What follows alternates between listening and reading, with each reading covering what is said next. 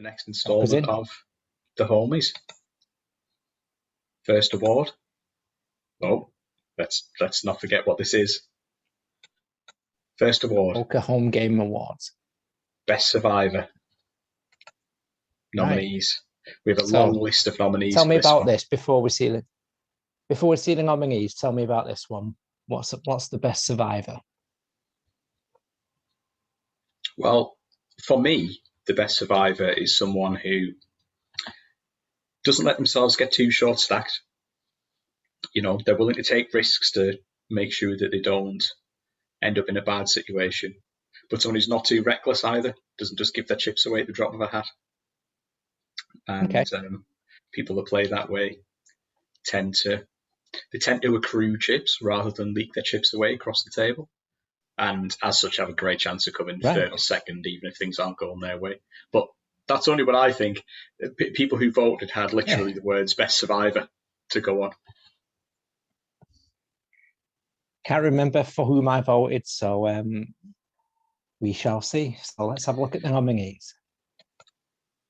Beebster UK, Captain Blade. These are all people who received at least one vote, by the way. Oh, myself, Phil, Rouge, and Moomin. 7 nominees. Okay. 7 nominees. We don't have a montage on this one. I've got some hands for the winner. But any names jump off the screen at you there? Yes, I think 2 immediately spring to mind, and that's the 2 at the bottom. According to your description, very much Rouge and Moomin's territory, this one. Yeah. I mean, that may or may not be the correct description, but but when I think about it and put that criteria in play, then yeah, that's who I come up with. So I think I would probably say it's 48-52 in favour of Rouge. But let's have a look. Yeah, I can't remember who I voted for on this one either. But yeah, Rouge and Vic both know how to play a short stack well. I would say Phil as well. He makes sure he gets his chips in. He doesn't let himself get eroded. Okay. Yeah. So, drum roll, please. Oh, we have. I was completely wrong. 2 winners. Well, let's have a few words then. So, over to BB. Thank you for this honor. I think Destiny's Child said it the best. I'm a survivor. I'm not going to give up. I'm not going to stop her. I'm going to work harder because I'm a survivor. I'm going to make it. I will survive. Keep on surviving. Right, take care, everyone. So yeah, never a true word spoken. To celebrate the result, I thought we could have a look at some of BB's hands. This is from a tournament that was played on the 16th of December. That BB went on to win. I did just fold Jack Queen. Look at the tightness of this guy under the gun, 7-handed, Queen Jack offsuit. Not having that. Maybe I'd gone out for a smoke and I was on sit out. Maybe. Maybe you just knew what was about to fall. Yeah, Vic was signaling to me, I've got kings. So I just laid it down. Rod Perks makes it 3 big blinds. Moomin calls. Horrible situation for these 2 here. So the flop, Dreamland for Beebster. All prepared for the other 2. Seamless. Let's see how the action progresses. Moomin checks to the razor. Beebster bets 1 big blind. Can't imagine anyone's unhappy with that flop. Perks raises it up. Vic calls. Nice from Perks. Beebster calls. Okay, so, interesting. They kept it cool, Moomin and Perks. Yeah. I think slowing down with the kings now might be okay because Moomins quite short stacked. Maybe, but I don't know. I mean, first of all, a classic Perks bet there with his 300, was it? Yeah, 300 into a pot of 4,000. Classic BB bet. Sorry, BB bet, yeah, not Perks. Yeah. Classic Beebster bet there, and I got no problem with Perks's play there. I think a raise is necessary to at least try and get a bit of information. I think Yes. once that raise has come in, I still have to question why Moomin's not put in a further raise. I mean, I suppose she's got to ask what she's losing to, and there are sets out there. Not losing to 2 pairs. Well, that's really unlikely. She could be losing to a set of 8s, a set of 7s, but I don't know. Maybe I'm just thinking that because I feel more chips could have gone in from her pre-flop. Either way, I think the hand would have played out identically. Yeah, I think if Vic could 3-bet pre-flop, we would probably be seeing the players all in or close to all in on this flop. Yeah. But they kept it cool. BB slow playing his top set in the end. We didn't raise again. Yeah, that's fine. I've not got a huge problem with that. And I think that it is both a great card and a terrible card for BB at the same time. It could, if he's thinking someone's sitting there with ace king, ace 7, something like that, then happy days. Yes, but then there is the risk that it kills his action as well. Exactly. Okay, Vic checks again. BB bets again, 1 big blind. Oh, it's killing me. But, you know, I can say that I would never bet 1 big blind there. I think it's fair to say. If I'm going to bet at all, I'm going to bet, I don't know, at least a quarter of the pot and probably a lot more. But it is getting a reaction out of some of the other players. I mean, what do you make of this raise up to 5 big blinds from Perks? It's interesting. It is a really interesting raise. He either doesn't believe the ace or is representing the ace. But he I think he's played it well, just his timing is off. Yeah. And he is putting a bit of pressure on Vic here. And she's getting 6.6 to 1. So it's difficult to lay down even kings here. Yeah. Vic calls. And if you're in BB shoes? I think now's the time for I think I would just flat call again now. And then no matter what happens on the river, my chips are going all in. I've got to say, I think I would raise here. It doesn't have to be big. And as you say, on the river, the chips are going in. But if other players have draws, so like 9-10 would be a possibility, or clubs, then I would rather put a raise in now while they will call than try and bet in the river when they'll definitely fold if the draws miss. Or if the draws hit, then that's probably bad news for me. So I think I would raise again. I would probably make it about 3,000 with the intention of shoving the river. And I think shoving here would be okay as well. Personally. I was going to say, let's see what BB does, but we know the sneaky ways of BB. He flat calls, of course. No help on the river for anyone? No, great card for BB. Nothing to scare him at all there. He bet 2 big blinds. 5% of the pot. And a crying call from Perks. I feel with such a small bet, he's left a lot of chips on the table. Yeah. Maybe 4,691 chips times 2 on the table. Yeah, perhaps. I mean, to be honest, Perks or Moomin might It's a handsome they pot. might have folded if he'd shoved. So I do get that, but I think maybe being a bit braver would help. Having said all of that, you don't win the award for being best survivor for nothing. And Beebster goes true. from 6th of 7 to chip leader. Blinds up to 400, 800. We're down to 5 players. And Beebe's got a decent stack. He limps the button. Not with as decent as sevens. Gareth. No. I would love to tell you what happened on that pot, but I don't know where those chips come from. I'm guessing some of them came from me because I'm not doing as well as I was doing half an hour ago. Beebster limps the button. If you're in Perks' situation here, then talking about survival, Beebster's limped the button. You've got Queen Jack suited, and you have got, what is that, four and a bit big blinds, not far short of 5 big blinds back.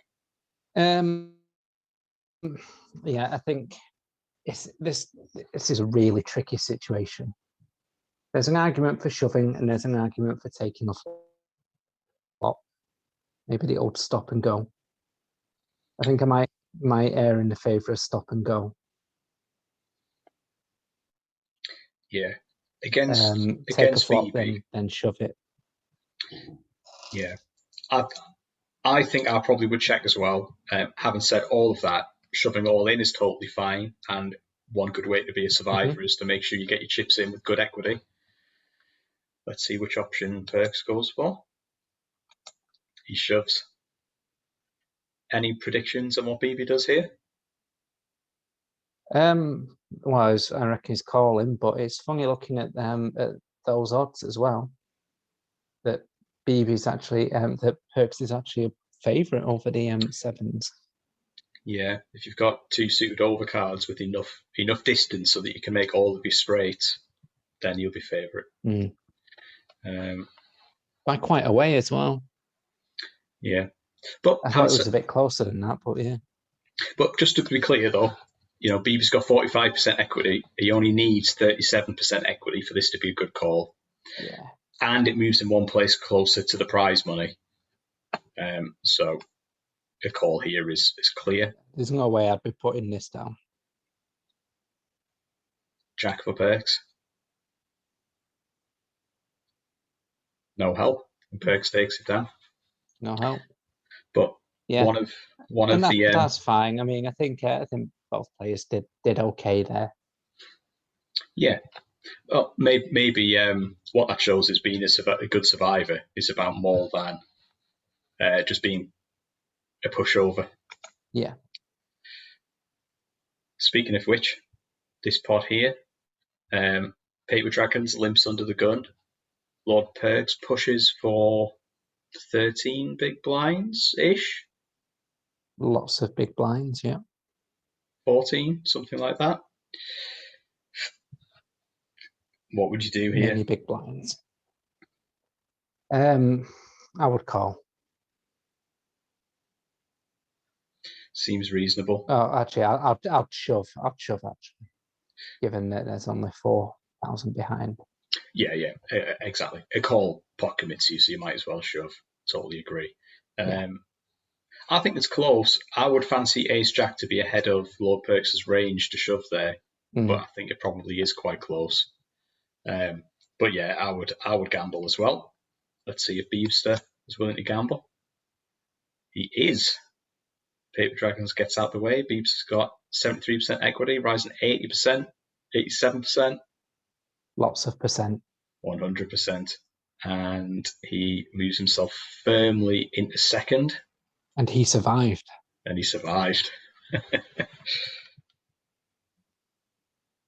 His pot sixes, limps on the button. I put a raise in. And we are heads up to the flop, which is 6, 8, 9. 6,000 in the pot. I've got 10,000 back. I mean, I'm not loving life here, but no. I think a continuation bet has to go in. So it probably needs to be about 2,000 with the hope of making BB fold. I think my tactic might have been a little bit different. Don't know. It's hard to know if BB's folding there. So I might have just let BB put in his baby bet like he's liable to do, and hope Call that I it down. improve. Yeah. Yeah, maybe that would have been a better strategy. Certainly better than trying to make BB fold a set. That's for sure. So I bet to know what that is, about 40% of the pot. About that, yeah. And BB calls. Smart move. When you're playing against an aggressive maniac. I think. Go on. Yeah, I think that's a good call there. Yeah, he does well to give me enough rope to hang myself, because I like the look of this turn, which gives me a good shot. I can represent a 1 line into a straight with a 7. Although you could argue I'm not going to have too many 7s to put that raise in pre-flop. But yeah, Beeps does give me a lot of rope, so I do the only thing that makes sense to me. And BB calls. Yep. Unperturbed. Classic good move, wrong time. Perhaps. I would say my move is somewhere between dubious and okay. But as it happens, Beeps had a very strong hand and absolutely and courageously took me down. And he went on to win that tournament after a short heads up. So what do you think? Excellent. Well, he survived. We have one more award. The award that I've called. So what's the award? Most likely to blow it. So I think on the survey they said most likely to blow a big stack. As is tradition, the nominees are the players who received at least one vote in this category. And I've got a little example for each of the nominees. So let's see how this goes. Nominee the first, Captain Blade. Let's see Captain Blade in action. This one may be fresh in the memory. The Colin raises it up to 2.1 big blinds. 3-bet with the ace-8. 4-bet from Colin. 5-bet from the ace-8. Colin shoves.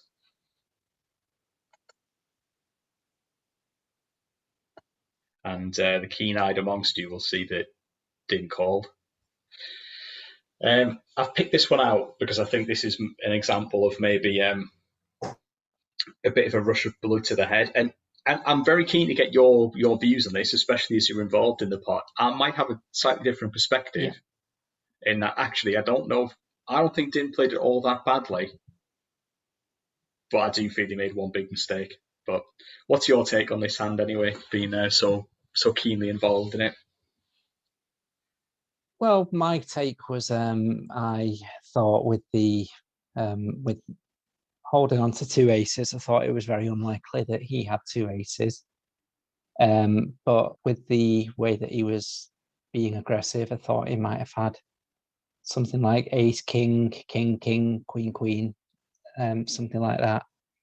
And I wanted to build that pot up as early as possible. And I thought that there was a chance of getting it all in pre-flop here. Yeah. What kind of hands are you putting this raise up to 3,000 in with?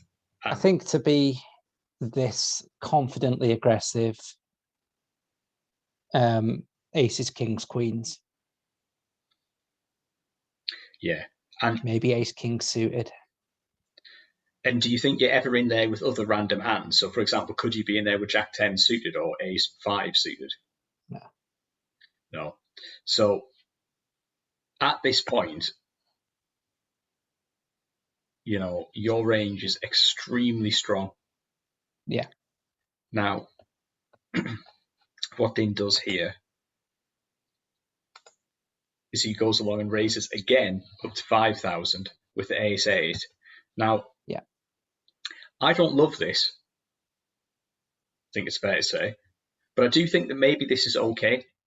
So what do you think you would do here if you were sat on queens or ace king off? At this point, I would make the call. I certainly wouldn't shove, but I would take a flop at this point. Yeah, I think I would as well. If I had kings or aces, then I would try and get them all in at this point. But if I had queens, ace, king suited, then I would take that flop and see what happens, knowing that I can still get away from it. Exactly. So Din would still have some fold equity on that flop, especially because it's two big stacks. I mean, we should point out that, you know, yourself and Din were clearly in first and second. Perks was a little way behind, and I was a little way behind again. And so there was no real pressure on you guys to play a big flop. So I don't mind this as a bluff. It's not necessarily something I would do. And if I did it, I think I would go bigger to really put you under a big question mark if you're sat there with ace king off or queens. But the bit that I struggle just hit with, the min raise button. Yeah. Given that you now shove, I would argue this is just a 100% clear fold. The last raise was a bluff, and someone shoved when I was bluffing. Yeah. Just because I always go on about the pot odds because they're really, really important. Din needs to win 38% of the time to justify a call here. He probably should be looking to win a little bit more than that, given that we're 4 players left in a pace top 3. You don't want to just bust out there 62% of the time. And his equity is only 13.6%. Even if we say that you have aces or kings as part of your range there, his equity is still going to be significantly behind that 38%. So I might drop an Equilab analysis in post, but my prediction will be that his equity would be about 20% against aces or kings. So it's a really clean fold. I think it'll be a little bit higher against kings. Probably about 25, I think. Yeah. As we saw in the earlier part of the hand, Din elects to make the call. I mean, it's a huge gamble. The pot is huge. The winner of this hand is almost certainly going to go on to win the tournament, you would have thought. Or come second. Let's see the run out. Oh, he's actually got 9 chips behind. Din picks up some outs to split the pot. Any 3, and it's a chop. Yeah. Oh, apart from that 3. Apart from that 3. Straight flush for the Colin. Straight flush. Glorious on my hand. first tournament back. Basically a royal flush there. Yeah. Kind of. I mean, imagine if you were sitting there with a 6 of clubs. Oh, that would be painful. So that was nominee the first. Let's. Why is it I've accidentally skipped so many times, and when I actually want to skip, it doesn't do it? Okay. That's technology. Second nominee, Curly Joe Lee. All right. So Curly Joe Lee, the second nominee for this award, limps in with Jack 2 suited in early position. Rouge raises it up with kings. Perks calls. Rouge is the most likely to blow it, I think. The most likely to blow it right now, that's for sure. Curly Joe here, you know, you're getting 4-1. Maybe a bit marginal with Jack 2 suited, isn't it? But I think calling is probably okay. Yeah, I have no problem with that. And he calls, and we see 9%. Yeah. This flop, Jack high. Backdoor straight draw for Curly Joe Lee. Overpair for Rouge. Unknown cards from Lord Perks. That's 1 big blind. Curly Joe raises it up to 3,000. Pot size raise, I think. And Rouge playing it by the book on this one. 3-bet, 6,400. Yep. Perks gets out the way with whatever nonsense he was in on. And over to Curly Joe. Yep. Thought here with the Jack 2. You've got top pair. Pot odds pretty good. Getting 4-1. But then you have just been 3-bet by Rouge.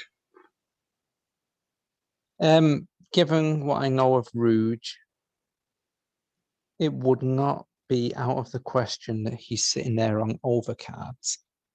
But just as likely, it wouldn't be out of the question that he's sitting there with either a better jack or a better pair. Yeah. It could be spades as I well. couldn't risk it. Yeah. I mean, is Rouge prone to a semi-bluff? Is that really a semi-bluff if all he's done is min-raise? When he's got so few chips behind? I think that's it, isn't it? If he'd shoved, it would be quite easy to say, well, that could be 2 spades, especially if it was 2 spades, 2 overcards, like Queen, King of spades, Ace, Queen of spades, something like that. But this really looks like it's for value. Yeah, doesn't it? It really does. But I think Rouge is a good enough player to do that for deception. So maybe, look, he's basically all in, isn't he? He's put so much of his stack in that he's going to be going all in. So if we have a look at how that stands up against a range of all over pairs, better jacks, sets, flush draws, I don't know. My intuition is that Curly Jolie's in bad shape against that range and he should still fold. But I'm prepared to stick that through Ecolab and see. Nonetheless, he's got fold equity as well. Yeah. He can get away from it. Exactly. This wouldn't be a nomination for blowing a big stack if Curly Joe decided to fold. So he calls. Turns a queen. Yeah. Completing the flush. Joe checks.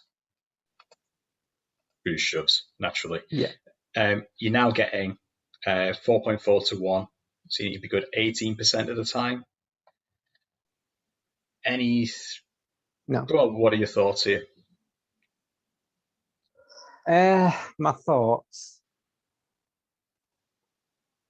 Are you in good shape 18% of the time? No. Given,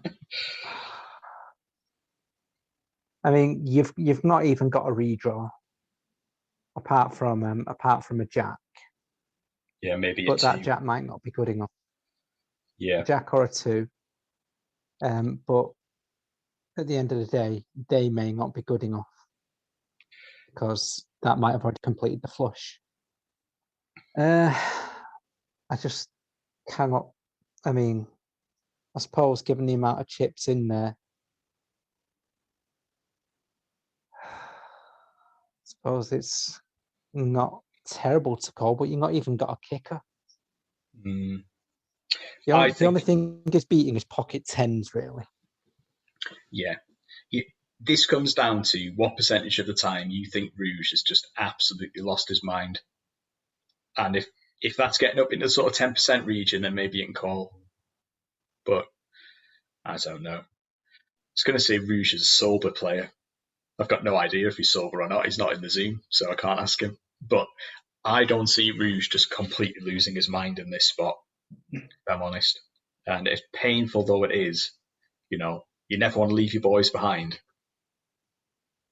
I think maybe you just have to fold here.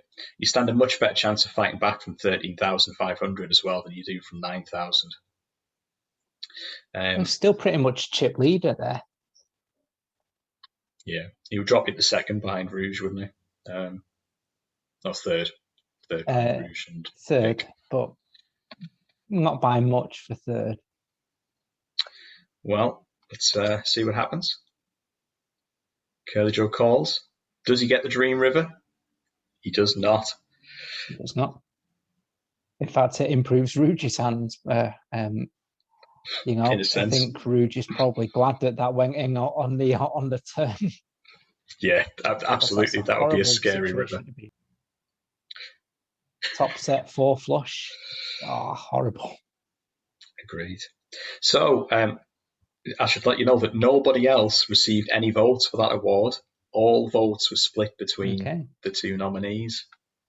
So do you have a view on who do you think deserves that award based on that? Well, based on that, I think Or your probably experience in general? based on that, those two hands, I think Joe. But based on my experience in general, I've got a lot more experience of Din, and of seeing him blow quite a few stacks in similar situations. So that is why I put my vote in his direction initially. Indeed. And I should say, in the interest of balance, making these big plays with a big stack is not necessarily a bad thing. And I think it's what makes both Joe and Din dangerous players to play against. Yeah. So let's have a drum roll and see who wins the award. Captain played 3, runner-up Curly Joe, and I'll say it's by 5 votes to 4. So anybody who voted for Din, you had the casting vote. Yes, I'm gonna say that that was me as a neutral at the time. So my one vote made a difference. If only we could all say that.